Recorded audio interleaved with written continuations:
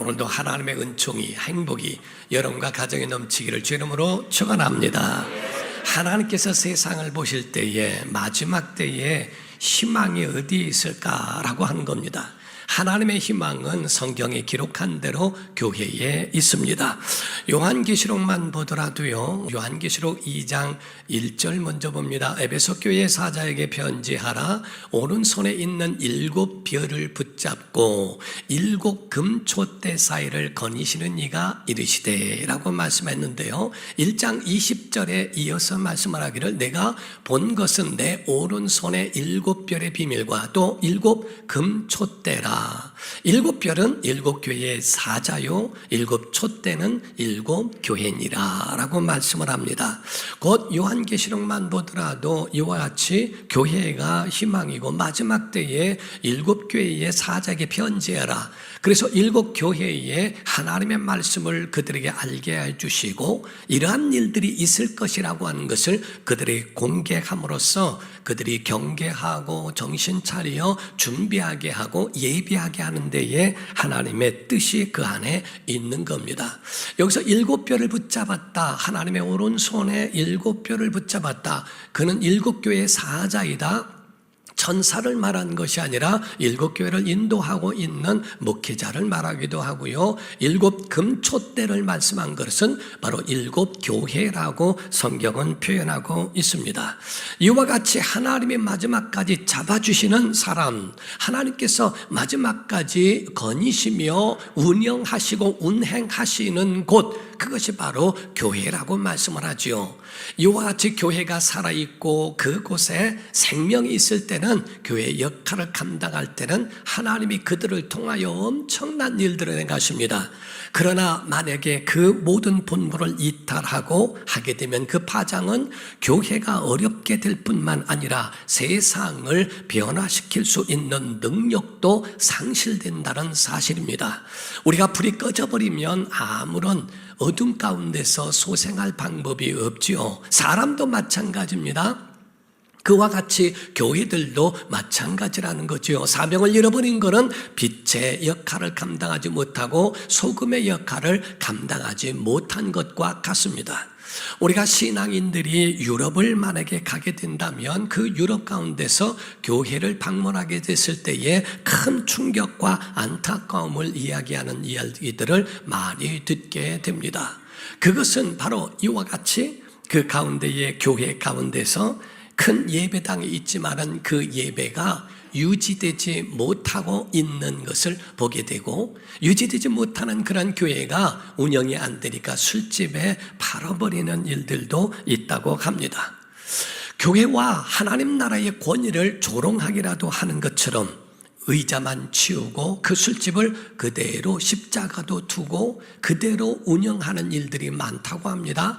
그래서 앞자리에 있는 강단 쪽으로 있는 그런 자리는 아주 비싼 좌석으로 팔리고, 그리고 그 다음에 많은 곳은 성가대석 쪽이고, 그리고 강단에서 점점 멀어질수록 값이 싸다라고 하는 이야기를 하죠.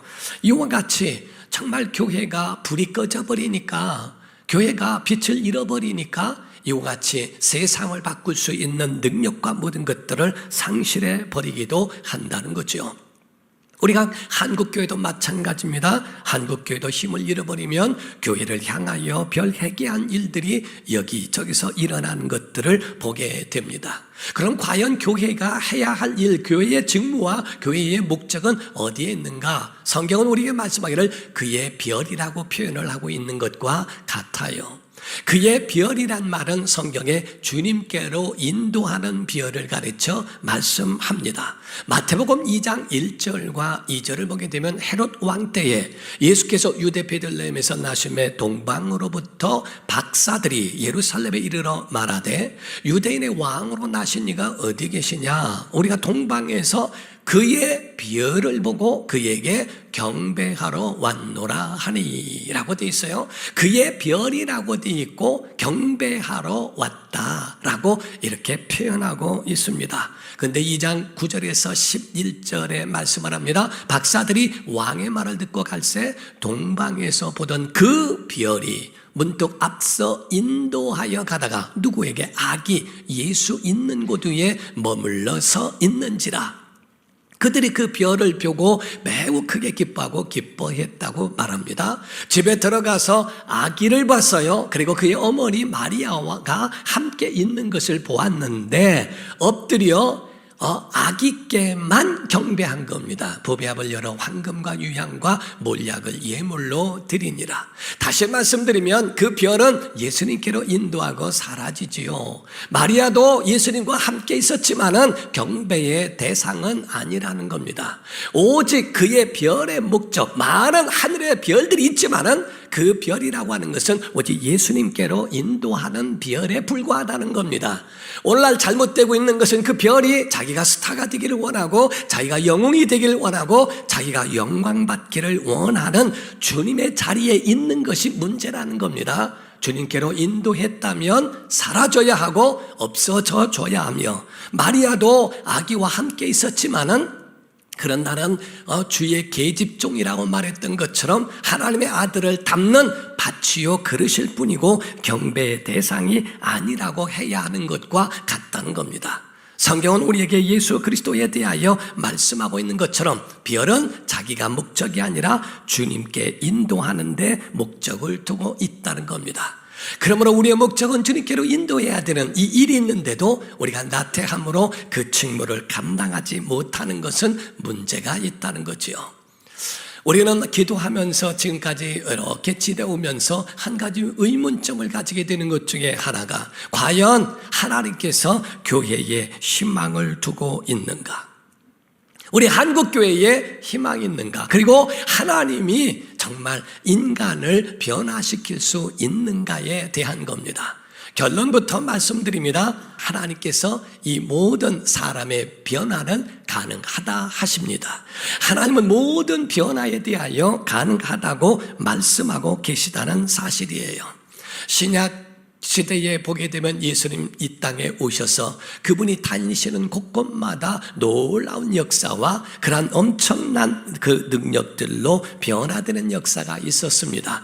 아니, 사도 바울까지도 사울이 사도행전 9장에는 주님을 만나면서 완전히 그의 삶이 변화된 것을 보게 되지요. 구약에도 모세가 하나님을 만남으로 목자로서 양을 치던 그 지팡이가 하나님의 지팡이가 됐다고 하는 것처럼 그의 삶은 완전히 주님을 만나면 변화될 수 있다는 겁니다. 우리 나라와 민족도 변화될 수 있습니다. 하나님이 지금 성령님이 오시면 우리에게 주시는 그 큰 은혜가 바로 우리에게 나타내 주는 줄로 믿습니다. 사랑하는 성도 여러분, 교회 안에서의 예배와 교회 안에서의 모든 프로그램은 성령께서 함께 하시고 인도하시는 일에 대한 도구요 통로일 뿐이라는 사실이에요. 프로그램이 바뀌는 것이 아닙니다. 어떤 다른 것이 바꾸는 것이 아니라 그가 도구가 되고 통로가 되어 하나님이 하시는 겁니다. 성령께서 바꾸어 주시는 겁니다. 어느 큰 교회에서 교회 안에 프로그램이 있는데 우리 가지고 있는 우리 교회에서는 아름다운 DNA라는 것이 있죠. 그 DNA 같은 그 프로그램을 어느 교도소장이 신앙인이었어요. 그래서 그 큰 교회에 요청을 해서 우리 교도소에서도 한번 이와 같이 그 프로그램을 해달라라고 이야기를 했답니다. 그래서 교회가 맡아서 그 교도소 안에 들어가서 그들에게 대하고 게스트들을 모아놓고 기도해줘 가면서 하는데 마음의 문을 열지 않는 거예요. 그들의 마음의 문을 열지 않고 얼마나 딱딱한지. 사람들이 말하기에 기대하지 마세요. 개그맨이 와서 웃겨도 하나도 안 웃는 사람들입니다 라고 이야기하는 만큼 마음이 굳어져 있는 사람들입니다. 그들의 섬김이들이 울며 기도하며 금식하며 그들을 위하여 기도로 준비하고 나아갔다는 겁니다. 첫 강의가 지나고 둘째 강의가 지나고 셋째, 넷째 강의가 넘어가는데 그들에게 변화가 오기 시작하는 거예요. 그들에게 변화가 오기 시작하면서 마음의 문을 엽니다. 회개가 터집니다. 아멘. 기쁨을 회복합니다. 그리고 난 다음에 회복한 후에 간증하겠다고 줄을 서는 것에 대하여 감격했던 그 말씀들을 간증하는 소리를 들었습니다. 사랑하는 성도 여러분, 인생 변화될 수 있습니다. 교회도 새로워집니다. 나라와 민족도 변화됩니다. 성령께서 오시면, 함께 하시면 그런 일들이 우리에게도 일어난다 하는 거지요. 대한민국은 영적으로 볼 때의 큰 나라입니다. 하나님이 우리나라를 통하여 큰 역사를 이루어 주신다는 겁니다. 그러므로 한국 교회가 살아야 세계 교회도 살 수 있습니다. 한국 교회가 마치 그러한 자칫 잘못하여 이 사명을 망각하게 되면, 그렇다면 한순간에 한국 교회도 표류할 수밖에 없다는 거지요. 마치 침몰하는 타이타닉과 같고 침공을 당한 진주만과 같이 쑥대밭이 되고 한순간에 다 초토화되어 버릴 수도 있기 때문에 교회가 정신 차리고 교회가 자기의 본도를 잊어버리지 않으려고 정말 노력해야 한다는 것을 말씀하고 있어요. 오늘 본문 말씀은 하박국에 대한 말씀입니다. 그런데 이 하박국 선지자 때는 태평성대의 그 시대였는가? 아주 모든 사람들이 부귀영화를 누렸던 시대를 말하고 있는가? 아니라는 거예요. 진짜 어둡고 위기에 처한 그 유대 나라를 말하고 있습니다. 엎친 데 덮친 격으로 유다 왕 여호야김이라고 하는 그 왕은 아주 악함의 절정을 보여주고 있다라는 겁니다. 성경 예레미야 36장 21절에서 23절은 이렇게 말씀하고 있어요. 이 왕이 곧 여호야김입니다. 여우디를 보내어 두루마리는 율법, 성경을 말합니다. 율법을 가져오게 하매 여우디가 서기관 엘리사마의 방에서 가져다가 왕과 왕의 곁에 선 모든 고관의 귀에 낭독했다라고 되어 있어요. 그때는 9째 달이라 겨울과 같아서 왕이 겨울 궁전에 앉았고 그 앞에는 불 피운 화로가 있더라는 겁니다. 여우디가 서너 쪽을 낭독하면 왕이 면도칼로 그것을 연하여 베어 화로불에 던져서 두루마리를 모두 태웠더라. 하나님이 세워주신 유대 나라요, 그 유대에 하나님이 세워주신 왕이라고 했을 때에 겸손에도 모자를 파네. 하나님의 말씀을 들은 그 성경을 뺏어다가 그거를 다 면도칼로 잘라서 화로에 불태워버렸다는 겁니다. 하나님을 모독하고 하나님의 말씀을 정면으로 거부한 그 여호야김에 대하여 하나님은 어떻게 그에 대하여 심판을 하시고 그에 대하여 보여주셨는가를 성경이 우리에게 전하고 있거든요. 사랑하는 성도 여러분, 이 하박국 시대에 이러한 때에 선지자가 하박국 선지자였다는 겁니다. 이 문제를 두고 세상이 썩었고 세상이 다 저러니까 난들 어떻게 할 수 있으랴 하고 그것으로 회피해버렸던 것이 아니고 그걸 그대로 감당하고 그거를 수용하고 그거를 마음에 안고 녹였던 사람, 그 사람이 하박국이라고 이야기를 합니다.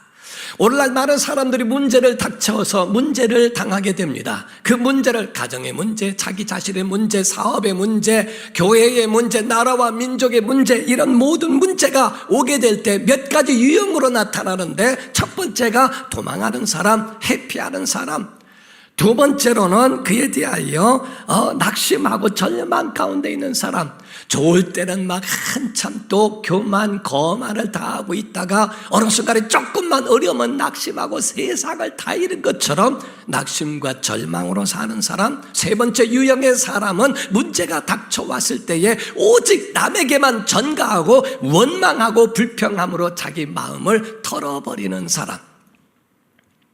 그런데 하박국이라고 하는 사람은 그렇게 하지 않았다는 겁니다. 하박국의 이름의 뜻 자체가 껴안다, 포옹하다는 의미입니다. 나라와 민족의 문제를 껴안고 포옹함으로써 그 문제들을 수용하고 그걸 감당해냈던 사람, 이 말을 하고 있는 거예요. 그런데 그 사람의 기도가 여기에 기록된 것이 오늘 본문 말씀인데요, 이 말씀이 있죠. 하박국 3장 1절과 2절입니다. 시기온 옷에 맞춘 선지자 하박국의 뭐라? 기도라. 기도해요. 여호와여, 세 가지가 나왔는데요. 첫 번째, 내가 주께 대한 소문을 듣고 놀랐습니다. 두 번째, 여호와여, 주는 주의 일을 이 수년 내에 부응하게 하옵소서. 이 수년 내에 나타내시옵소서. 세 번째, 진노 중에라도 긍휼을 잊지 마시옵소서라고 기도하는 장면입니다. 그래서 이 말씀에 대하여 부응이란 단어는 신약 구약을 전체 앞에서 부응이란 단어가 딱 한 번 나옵니다. 여기에 나오는 겁니다.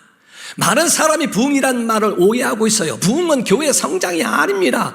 부응이라고 하는 것은 많아지고 좋아지고 아주 혜택을 받고 풍성한 것을 부응이라고 착각하고 있어요. 어떤 인터넷 가운데 보니까 원산 평양대 운동 가운데는 부흥이라고 했지만은 부흥이 아니다, 부흥이 없었다. 왜 부흥이 없습니까? 그렇게 교회를 공격하면 그렇게 마음이 편합니까? 성경이 말하고 있는 부흥이란 말을 자체를 그분이 오해하고 있어서 그래요. 사람이 많아졌다는 의미를 말하는 게 아닙니다. 그 각성운동 가운데 부흥이란 말은 다시 일흥자를 씁니다. 다시 일어났다는 뜻입니다. 몰락해 갔던 그것을 하나님이 다시 일으켜 주셨다라고 하는 의미를 가르쳐 말합니다. 교회의 부흥이 아니고 기도였고 진노 중에라도 긍휼을 베풀어 달라고 호소하는 외침이었다 하는 거지요. 집안의 문제, 가정의 문제, 곧 사업의 문제, 이런 모든 직장과 교회와 나라와 모든 민족의 문제를 다 가슴에 안고 녹여버린 사람.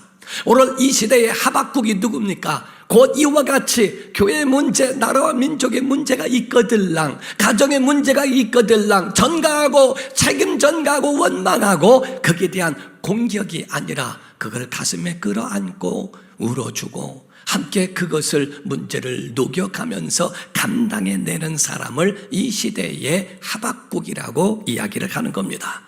사랑하는 성도 여러분, 여호야김의 악함에 대하여 하나님 보시고 바벨론의 느부갓네살을 통하여 그를 심판하셨습니다. 주전 605년경에 바벨론의 침공을 받으며 여호야김은 쇠사슬에 묶여 잡혀가게 되는 보를 보게 됩니다.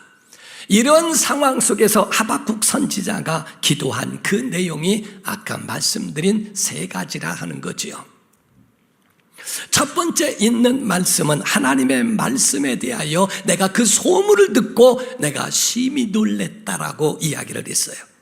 여기서 말할 때 하나님의 그 소문을 들었다는 말씀은 다른 게 아닙니다. 이스라엘 백성이 하나님 말씀을 따라 살아야 하고 그 말씀에 순종하여 살아야 되는데 하나님의 말씀을 떠나버렸고 몰락해 가고 있는 그들에게 하나님이 심판하신다는 것에 대하여 놀랬다는 뜻입니다.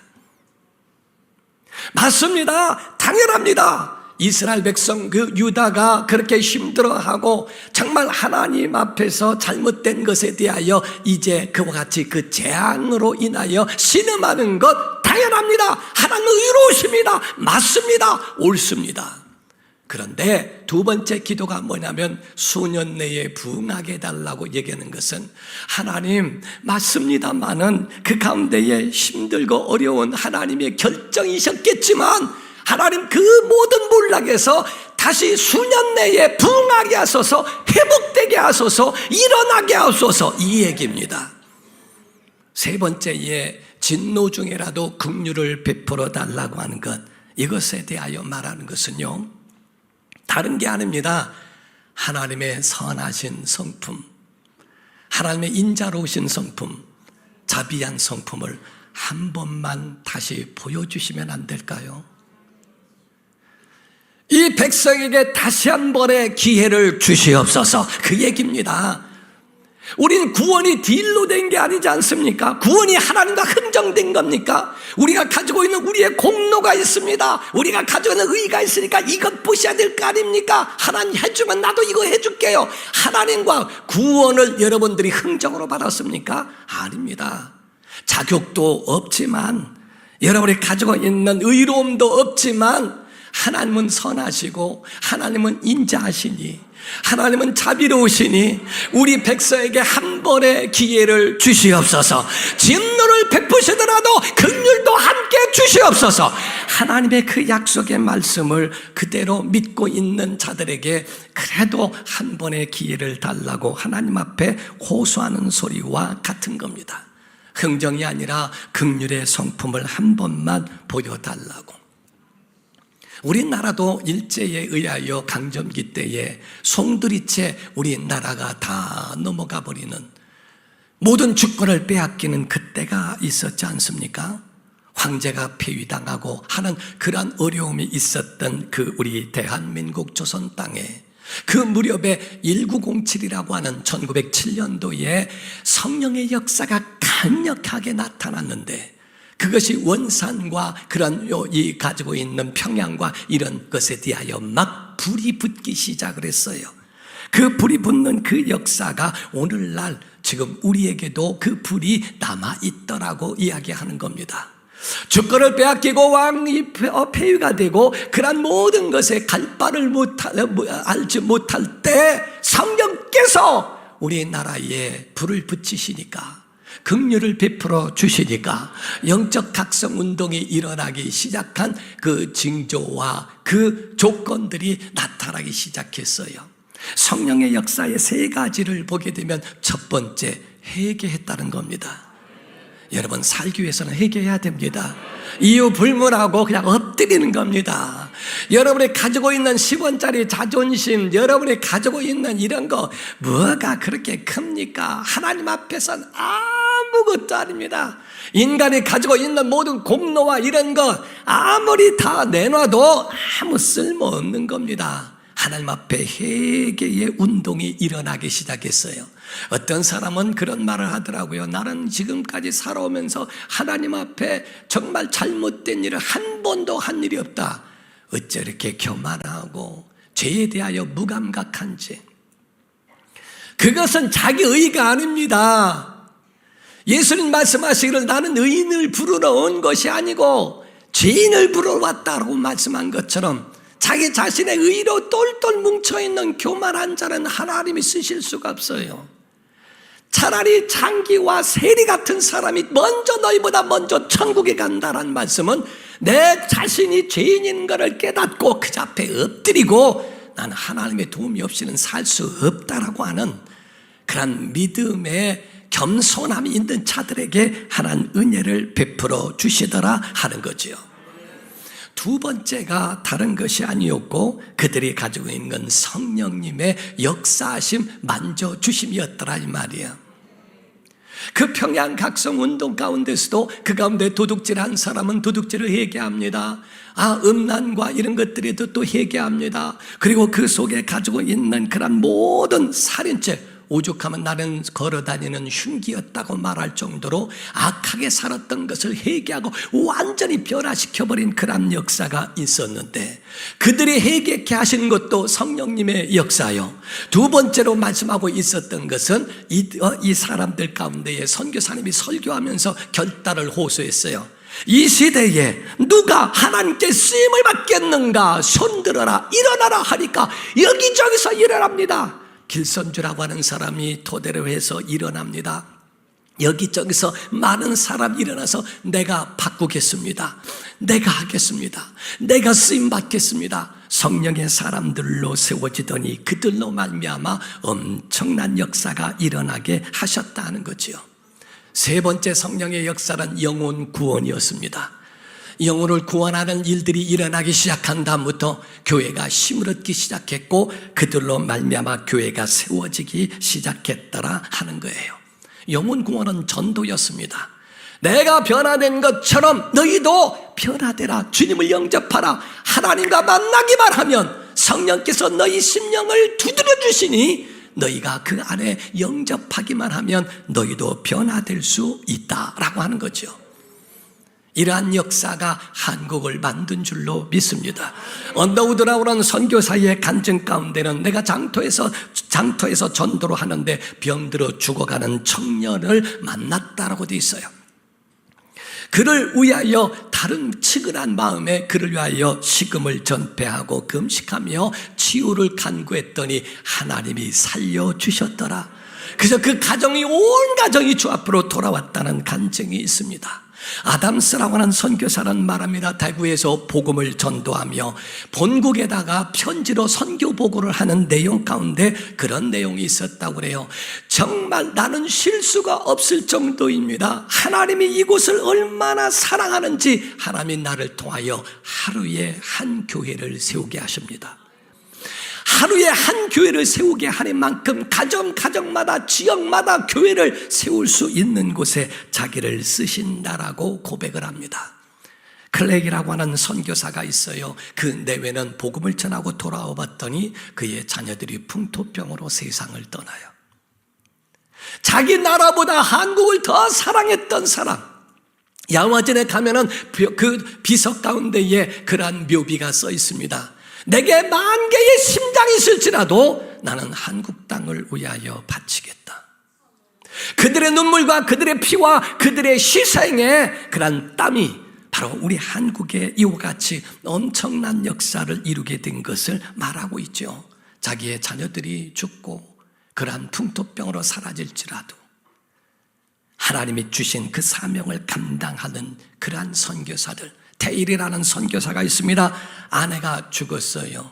근데 그 아내가 죽은 다음에 그 많은 내려앉은 마음에 대하여 슬퍼할 겨를도 없이 집회를 인도하러 가야 하는 그러한 사명을 놓지 않았던 믿음의 사람, 윌리엄 홀이라고 하는 의료 선교사가 있습니다. 그가 한국을 위하여 수고하다가 세상을 떠났을 때에 그 가운데 로레타 홀이라고 하는 선교사도 그 가운데에 본국으로 갔다가 다시 자기 남편이 묻혀있는 한국으로 돌아와 여성들의 그 모든 마음을 가슴에 품고 병을 세우고 여기서 세상을 떠나는 사람도 있습니다.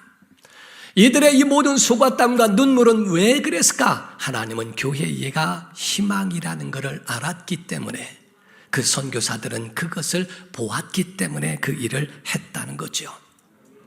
지구상에서 가장 비참했던 나라 중에 하나, 조선, 대한민국이라고 하는 이 나라, 하나님이 아니고는 세워질 수 없었던 기적의 나라, 제사장의 나라, 경제의 모든 위기를 회복하고 축복의 나라로, 회복, 희망의 나라로 돌아섰던 우리 대한민국은 하나님 나라인 줄 믿습니다. 우간다에서도, 아프리카 우간다에서도 정말 신앙적 큰 나라라고 이야기할 수밖에 없었던 것은 처음에는 경제적 파탄이 있고 또 정치적 파탄, 경제적 붕괴, 에이즈의 창궐과 함께 희망이 없던 나라인데, 신앙인이었던 대통령이 취임을 하면서 딱 선포하는 말이 있었습니다. We believe God, 그렇게 말했어요. 우리는 하나님을 믿는다. 하나님을 믿는 그 믿음으로 하나님이 잡아주시는 역사를 보게 됩니다. 사랑하는 성도 여러분, 청년들이 일어나야 합니다. 살아나야 합니다. 청년이 살면 교회가 삽니다. 청년이 살면 세상이 삽니다. 사랑하는 성도 여러분, 청년들이 세상을 살릴 수 있는 유일한 방법은 이 세 가지예요. 회개하는 겁니다. 하나님 앞에 회개하는 것이고, 성령님의 인도함을 받는 것이고, 영혼을 구원하기 위하여 그 불타는 열정이 우리 가운데서 다시 살아나야 한다는 거거든요. 세상이 더러워졌다, 교회가 더럽다, 교회가 타락했다고 말하기 이전에 하나님, 세상에 긍휼을 베풀어 주옵소서. 교회와 나라와 민족에 하나님 긍휼을 베풀어 주옵소서라고 구하는 것이죠. 이 여호야김, 이 시대에 바벨론으로 끌려갔을 때에 같이 끌려갔던 청년들이 있어요. 다니엘이라고 하는 사람, 그리고 히브리 이름으로서 그 바벨론 이름으로 개명이 됐을 때는 사드락과 메삭과 아벳느고라고 했지만은 히브리 말로는 하나냐와 미사엘과 아사레라고 하는 세 청년입니다. 이 네 명의 청년들이 다니엘서에 기록되어 있죠. 사자굴에 들어가도 믿음의 지조를 지켰고, 풀무불에 들어가더라도 그 믿음을 보존했던 청년들, 이 청년들이 그 나라를 세웠고, 그 나라에서도 하나님의 희망을 놓지 않았던 믿음의 불씨였다라고 이야기를 합니다. 저는 우리 교회의 청년들이 이러한 사람들이 나오기를 원해요. 다니엘이 나와야 됩니다. 새 청년이 나와야 됩니다. 요셉이 나와야 되고요. 사무엘 같은 사람이 나와야 됩니다.